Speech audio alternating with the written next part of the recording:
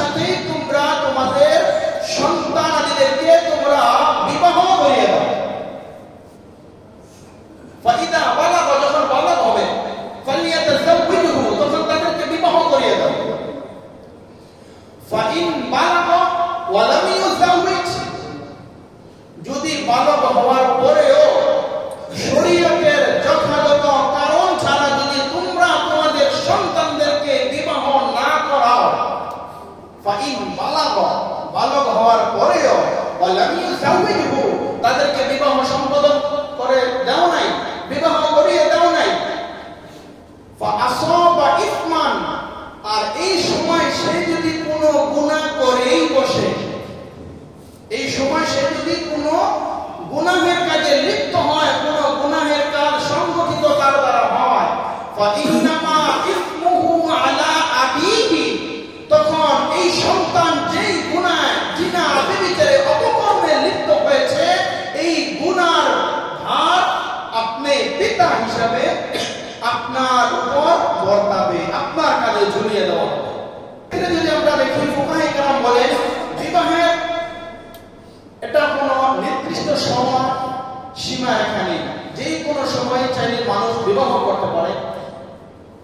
একটা নাবালিগ বাচ্চা সে যেমন বিবাহের অধিকার রাখে, একজন বৃদ্ধ ৮০-৯০ বছর বয়সে পরিণত হয়েছে, ঠিক সেও বিবাহের অধিকার রাখে।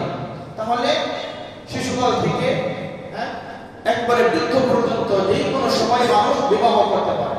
হ্যাঁ, নাবালিগের বিবাহটা এমন হবে, তার যে ওলি থাকবে, তার যে অভিভাবক থাকবে, এই ওলি বা অভিভাবক নাবালিগ ছেলে মেয়েদেরকে যদি চায় তারা বিবাহ করিয়ে দিবে, বিবাহ দিয়ে দিবে। সেক্ষেত্রে ছেলে এবং মেয়ে বালেগ হওয়ার পরে তাদের এখতিয়ার থাকবে, তাদের ইচ্ছা থাকবে, চাইলে এই বিবাহ বন্ধন রাখতে পারে, চাইলে তারা এটা ভেঙে ফেলতে পারে। এরপরে বালেগ হওয়ার পর যদি কোনো ছেলে মেয়ে যদি বিবাহ তারা সম্পাদন করে, তাহলে এই বিবাহ মা বাপ, আত্মীয় স্বজন, অভিভাবকের ইচ্ছা এখতিয়ার নেই, এগুলো তারা ভেঙে ফেলতে পারবে। বালেগ হওয়ার পরে তার সে স্বাধীন, সে যদি বিবাহ করে সেটা বিবাহ হয়ে যাবে। এরপরে পারিবারিকভাবে, সামাজিকভাবে সেটা হচ্ছে ভিন্ন কথা। আমরা আমাদের ছেলেদেরকে কখন বিবাহ শাদী করাবো, এই ক্ষেত্রে আমরা হাদিসের দিকে যদি তাকাই, রাসূলুল্লাহ সাল্লাল্লাহু আলাইহি ওয়াসাল্লাম হাদিসের বর্ণনা হলো, মান ওয়ালিদা লাহু ওয়ালাদুন ফালইহসিন ইসমাহু ওয়া আদাবাহু, যদি কারো সন্তান জন্ম লাভ করে, পৃথিবীতে সন্তান ভূমিষ্ঠ হয়, ফালইহসিন ইসমাহু, তখন সে যেন তার সুন্দর ভালো একটা নাম রাখে। সুবহানাল্লাহ। সন্তান হওয়ার পরে পিতার সর্বপ্রথম দায়িত্ব এবং কর্তব্য হলো যে তার সুন্দর অর্থবোধক একটি নাম সন্তানকে উপহার দেওয়া। এই সম্পর্কে আলোচনা ইতিপূর্বে আমাদের চলে গিয়েছে, কিন্তু আজকে আফসোসের বিষয়, আমাদের ছেলে সন্তানের নাম রাখি আমরা বিভিন্ন ধরনের নাম রাখি, বিভিন্ন খেলোয়াড়দের নাম রাখি, নায়ক নায়িকাদের নাম রাখি। আফসোসের বিষয়, নামের একটা প্রভাব রয়েছে।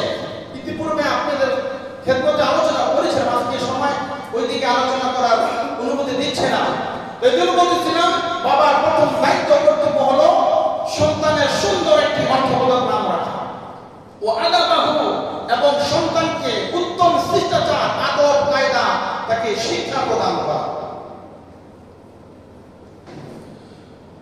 তাহলে প্রথম নম্বর হলো সন্তান ভূমিষ্ঠ হওয়ার পরে ৭ম দিনে সুন্দর একটা অর্থবোধক নাম রাখা, ৭ম দিনে আকিকা দেওয়া এবং চুল মুন্ডন করে মুন্ডিয়ে ওই পরিবার রূপসজ্জা করে দেওয়া।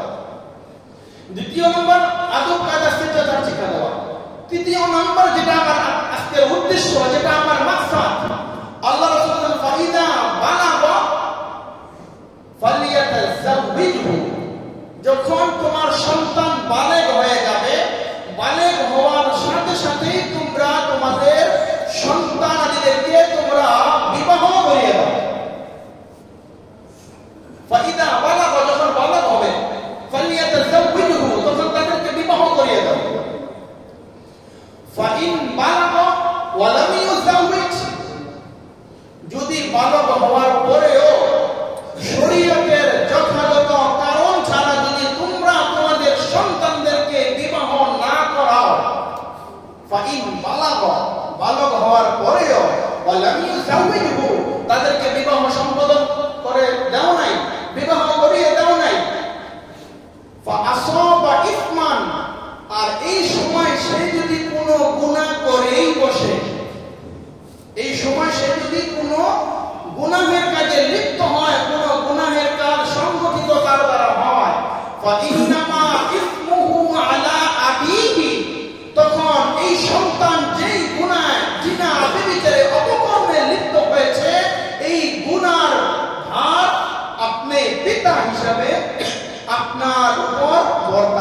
আপনার কাঁধে ঝুলিয়ে দেওয়া হবে।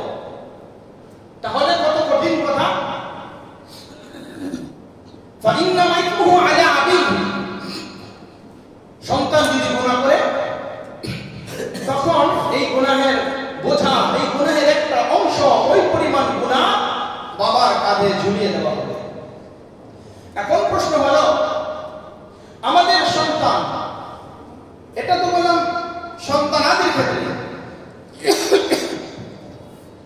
তাওরাত কিতাবের মধ্যে আসছে ক্বালা ফিত তাওরাতি মাকতুবুন,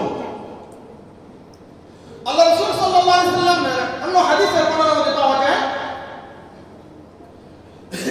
ইবনাতুহু ইসনাতাই আশারা, যখন তোমার কন্যা সন্তানের 12 বছর বয়স হবে, সাধারণত যদি আমরা ছেলে মেয়ের বালেগা হওয়ার কোন আলামত যদি আমরা চিহ্নিত করতে না পারি, তাহলে আল্লাহ বলেছেন তোমরা বয়সের দিকে তাকাও। ছেলেদের বালেগা হওয়ার বয়সের মাত্র হলো 15 বছর, মেয়েদের 9 থেকে 12 বছর পর্যন্ত। তো আল্লাহ বলছেন যে ইসনাতাই আশারা সানাতান, যে 12 বছর বয়সে এরপরে যদি তোমার কন্যা সন্তানকে তুমি যদি কোন উপযুক্ত পাত্রের কাছে বিবাহ বন্ধনের ব্যবস্থা তুমি না করো,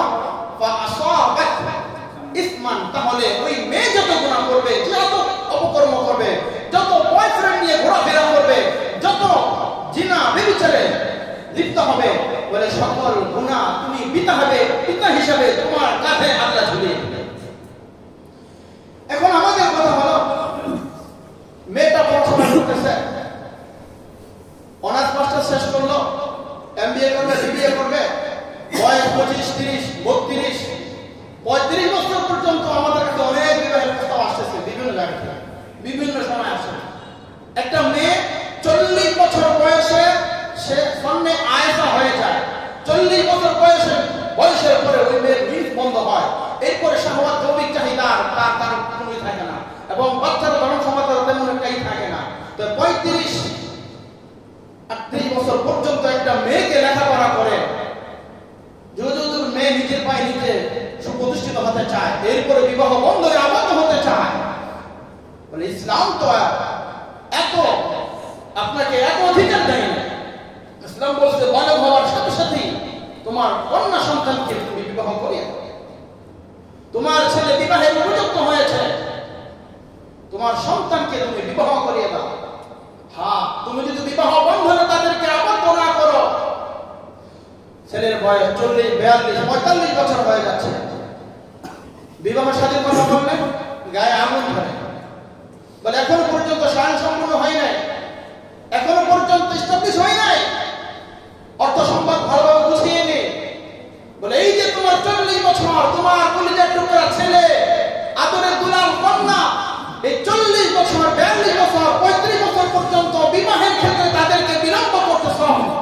আল্লাহ রাসূলের হাদিসের ঘোষণা হলো ফাইন বালাগা ওয়া লাম ইউযাওইজহু ফাআসাবা ইসমান ফাইন্নামা ইসমুহু আলা আবিহি, বলে এই তোমার কলিজার টুকরা ছেলে মেয়ে যত গুনাহ লিপ্ত হবে, যত অপকর্ম করবে, যত বেহায়াপনা, অশ্লীলতা, বর্বরতা যত লিপ্ত হবে, সমস্ত গুনাহ আপনার বাবা হিসাবে আপনার কাছে ঝুলিয়ে দেওয়া হবে। বড় কঠিন কথা। এর জন্য আমাদের উচিত আমাদের ছেলে সন্তানদেরকে বিবাহ বন্ধনে আবদ্ধ করে। বর্তমানে আরেকটা কাজ চলতেছে, ইসলাম শরীয়ত বলছে ইজাব এবং কবুলের মাধ্যমে, বলে ছেলে এবং মেয়ে, বর এবং কনে দুইজনের সাথে সম্পর্ক শরিয়া ভাবে করে দেওয়ার পরে এরপরে তারা ফোনে কথা বলবে, এরপরে তারা হোয়াটসঅ্যাপে ভিডিও করে কথা বলবে। এনগেজমেন্ট কোন রকম একটা করায়, এনগেজমেন্ট শরিয়ত ভিত্তিক, শরিয়ত সম্মত এনগেজমেন্ট করে 1 বছর, 1.5 বছর, 2 বছর, 3 বছর, বলে মোবাইলে কথা বলতেছে, বলে স্বামী স্ত্রী যে ধরনের আলোচনা, যে ধরনের কথাবার্তা একজন আরেকজনকে দেখে সব কিছু ভেঙে বলা যায় না, বলে সব কিছু তারা ভিডিও করে দেখতেছে। তাহলে এই ক্ষেত্রে আপনি বাবা হিসেবে আপনি গুনার ভাগীদারি হবেন। 3 কাজে দেরি করতে নেই। এক হলো বিবাহ, এই বিবাহ চাই নবদাম্পত্য জীবনে হোক, চাই বিধবা মহিলা হোক, চাই পুরুষ হোক। বিধবা মহিলা, বিধবা স্বামী মারা গিয়েছে, তাকে বিবাহ দিতে লজ্জা বোধ করি, ইতস্ত বোধ করি, হায় হায় মানুষ কি বলবে আমি আরেকটা বিবাহ করলে। কিন্তু তুমি যে পুরো দুনিয়া ঘুরে খাইতেছ, কত বাগানে থেকে তুমি মধুহরণ করছো, কত ভ্রমণ থেকে তুমি স্বাদ নিতেছ, এটা তোমার লজ্জা হয় না। ঠিক তেমনি ভাবে আল্লাহ রাসূল সাল্লাল্লাহু আলাইহি ওয়াসাল্লামের স্পষ্ট বর্ণনা হলো